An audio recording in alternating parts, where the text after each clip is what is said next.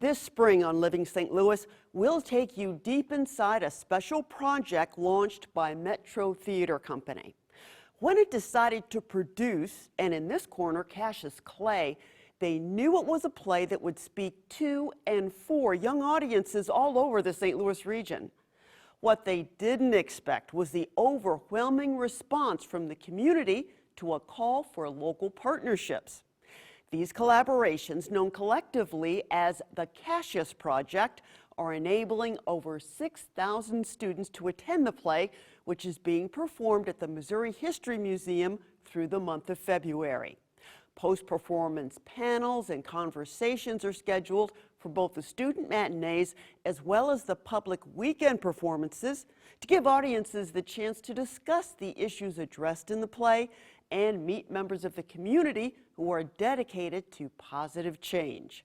Kara Vaninger gives us a sneak peek at the early stages of rehearsals and one very meaningful partnership between Metro and a gym filled with young champions. There ain't no Negro superheroes. Sure there is. Me and Sugar Ray Robinson. There ain't no Negro superheroes, and there ain't never gonna be no Negro superheroes. You looking at one. This is a story about an American hero as a child coming to understand who he is, Muhammad Ali, before he became Muhammad Ali. All young people start with the potential to be great. Our job as community is to take the barriers away, to let them achieve what they're capable of achieving.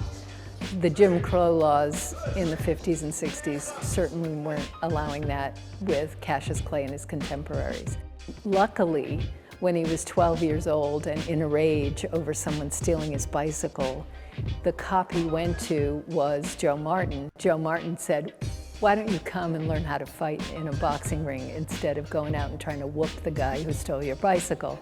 And through that, he found his calling. And through boxing, he found his way of reaching above what were the confinements of the era he grew up in.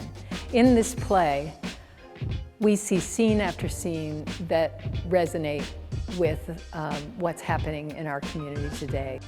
Though these were events in history, though these had happened 50 or 60 years ago, there was an immediacy and a resonance that a young person watching it today was going to say, "That's me, that's my story."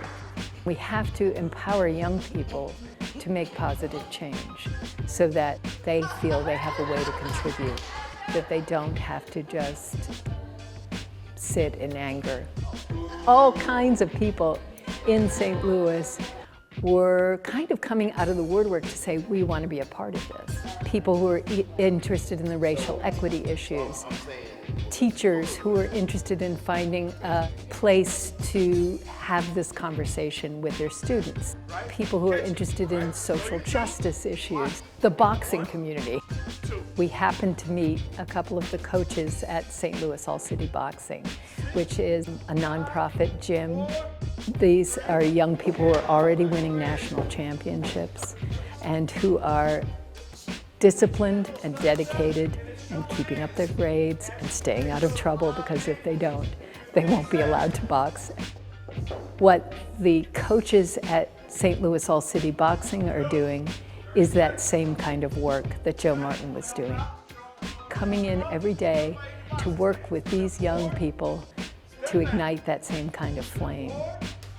For people who are coming to see this play, we hope that they will engage in conversation with us and with the partners that we bring on board, but we also hope that beyond the play, they will take action. They will volunteer in their community, engage in dialogue with someone that they wouldn't have before, that they will create partnerships themselves that live well beyond this play.